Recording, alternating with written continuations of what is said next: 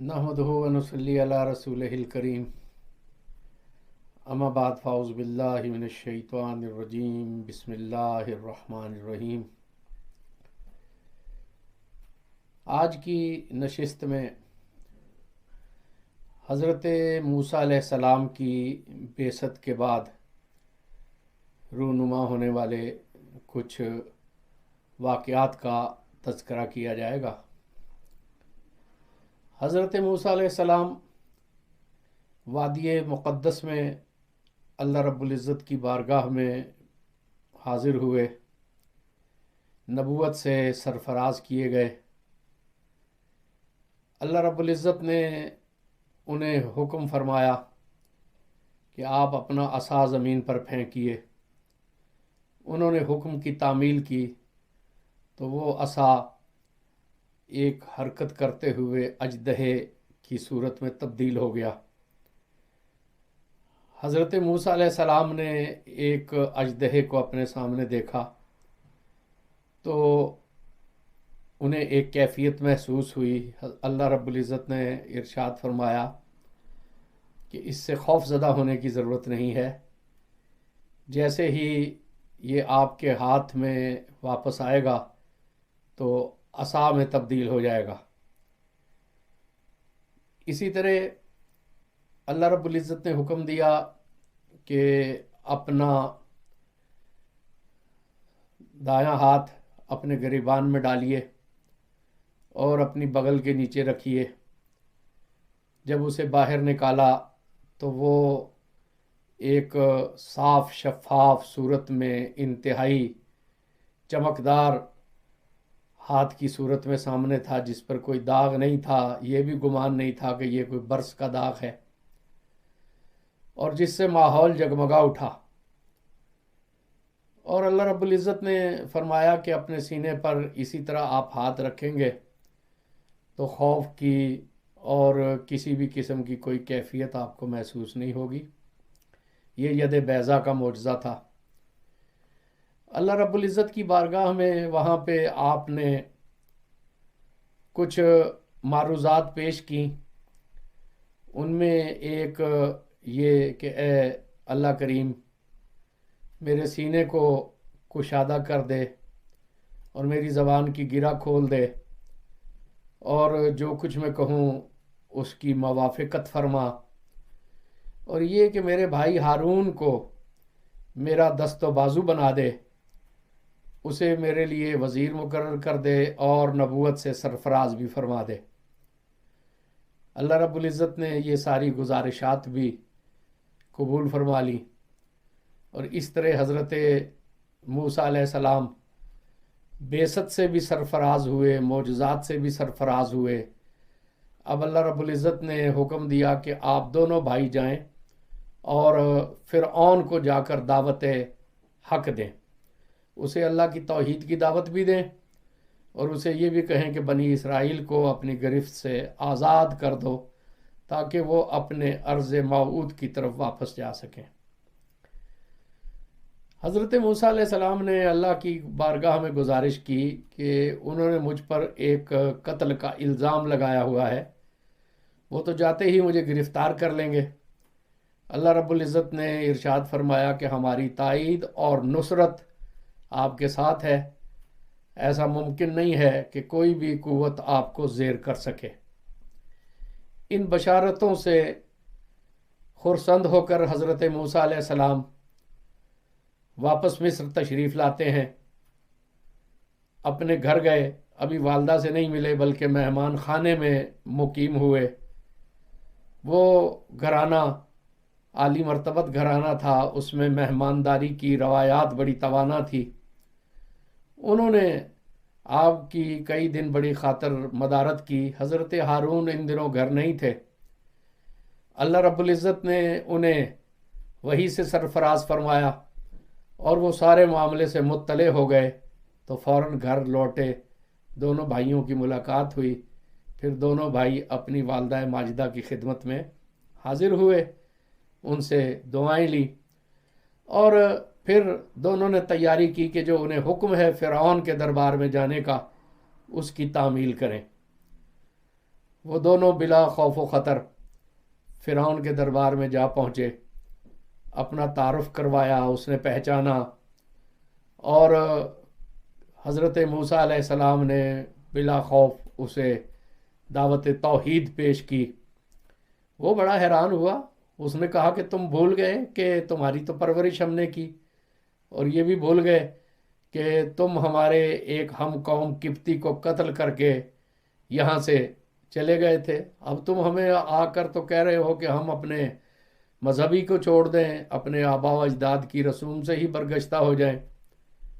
الغرض ایک گفتگو کا سلسلہ جاری ہوا، اور اس نے کہا میں خود زمین پر خداؤں کا نمائندہ ہوں، اور میرے علاوہ کون رب ہے، میں ہی جو ہے وہ یہاں کا رب ہوں۔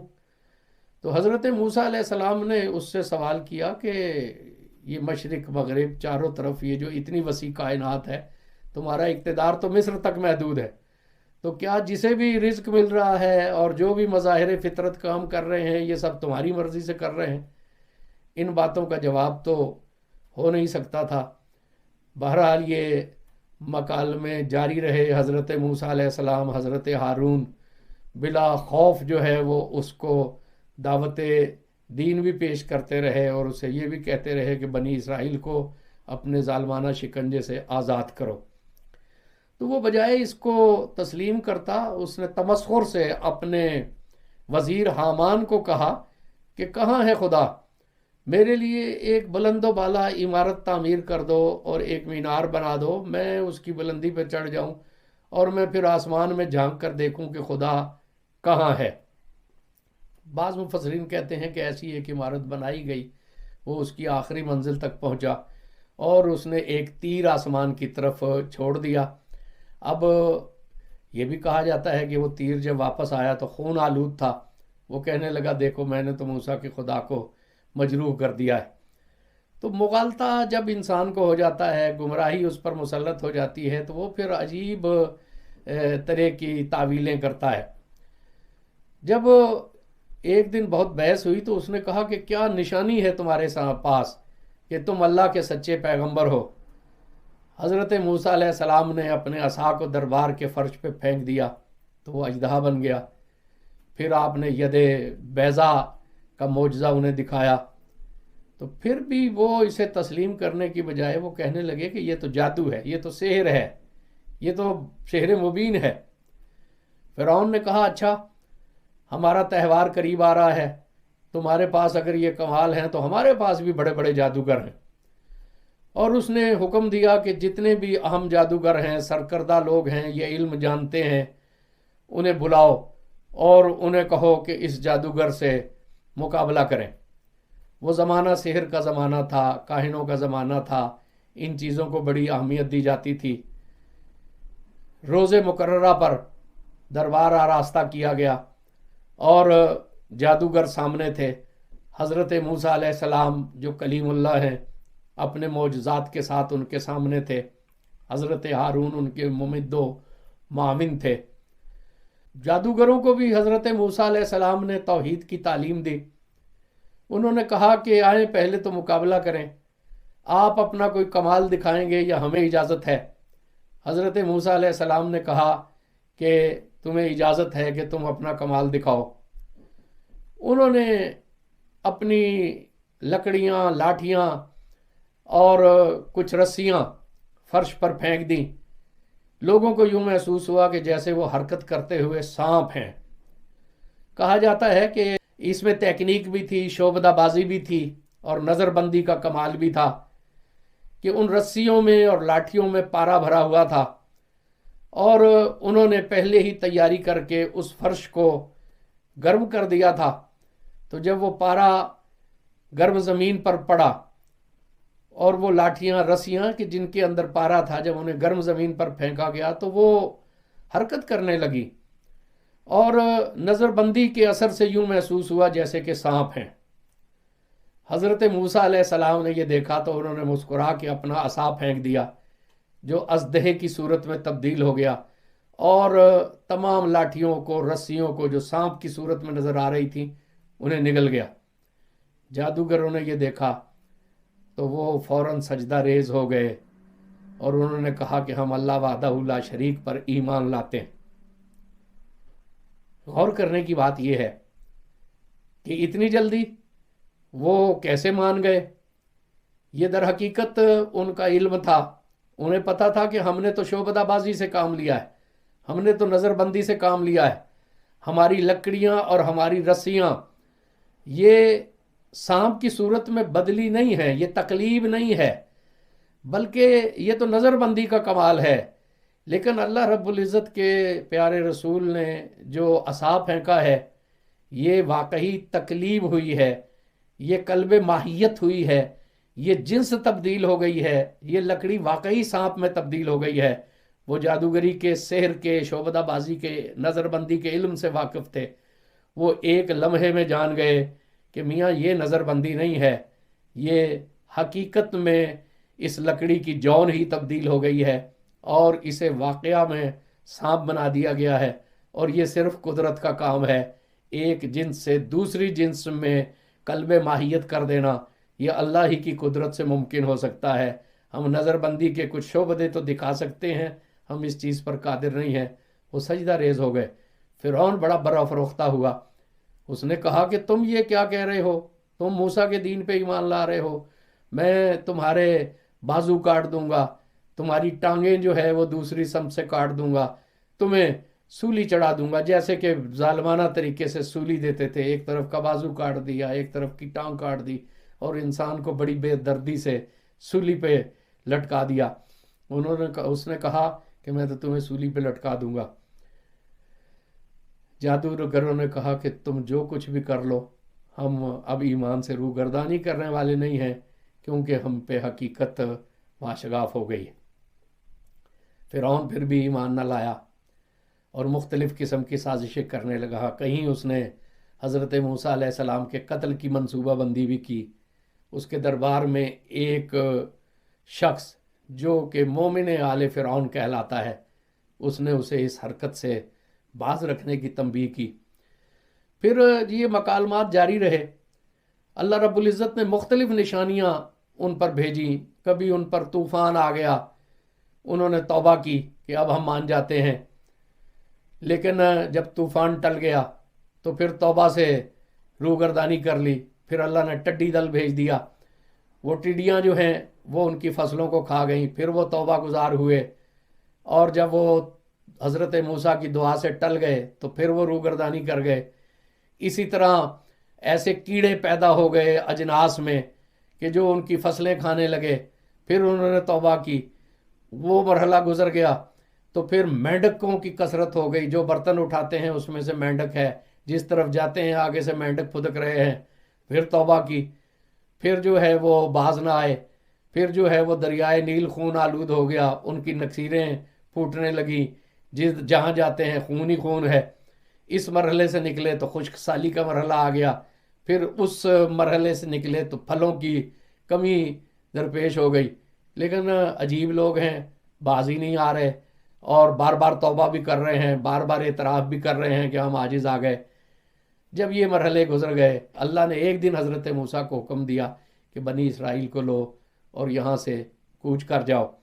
حضرت موسیٰ علیہ السلام نے قوم کو بڑی مشکل سے آمادہ کیا، کیوں؟ وہ خوئے غلامی کے عادی ہو چکے تھے۔ بہرحال حضرت موسیٰ کی سرکردگی میں چلے۔ فرعون کو بھی خبر ہو گئی۔ دریائے نیل کا وہ معروف راستہ اختیار کرنے کی بجائے جو فلسطین کی طرف جاتا ہے، حضرت موسیٰ نے بحر احمر کا راستہ اختیار کیا۔ جب وہ سمندر کے کنارے پہ پہنچے تو فرعون کو بھی خبر ہو گئی تھی، وہ اپنا لشکر لے کر پیچھے آ گیا۔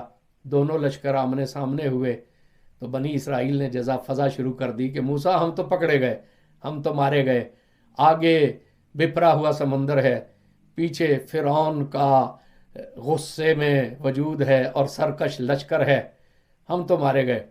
حضرت موسیٰ علیہ السلام نے ان کی یہ بزدلی دیکھی تو بڑے ناراض ہوئے، کہا خبردار چپ رہو، شور مت کرو، میرے رب کی معیت میرے ساتھ ہے، وہ میرے لیے عنقریب راستے کشادہ کرے گا۔ یہ کہہ کر اللہ کے حکم سے اپنا عصا سمندر پر مارا، ایک شگاف نمودار ہو گیا، راستہ سامنے تھا بہت کشادہ، قوم کو حکم دیا کہ اس سے بلا تکلف گزر جاؤ۔ حضرت موسیٰ بھی گزر گئے، قوم بھی گزر گئی۔ فرعون نے بھی اپنے لشکریوں کو حکم دیا کہ بلا تکلف تم بھی ان کے پیچھے اپنا لشکر ڈال دو اور ان کا تعاقب کرو۔ لیکن جیسے ہی وہ سمندر کے وسط میں پہنچے، موجیں آپس میں مل گئیں اور سب جو ہیں وہ سمندر برد ہونے لگے، غوطے کھانے لگے۔ فرعون نے دیکھا کہ موت آ گئی ہے تو کہنے لگا کہ انی آمنت برب موسیٰ و ہارون، لیکن دل میں نفاق موجود تھا یقیناً۔ کیوں؟ اگر نفاق نہ ہوتا تو اللہ رب العزت کی جو رحمت ہے وہ اسے دھتکار نہ دیتی۔ کہا گیا کہ اب تمہارا ایمان قابل قبول نہیں ہے۔ اور اس طرح حضرت موسیٰ اپنی قوم کو لے کر اس کی دسترس سے باہر نکل گئے، اور فرعون اپنے ظلم و ستم سمیت، اپنی قہرمانیوں سمیت سمندر کی نظر ہو گیا۔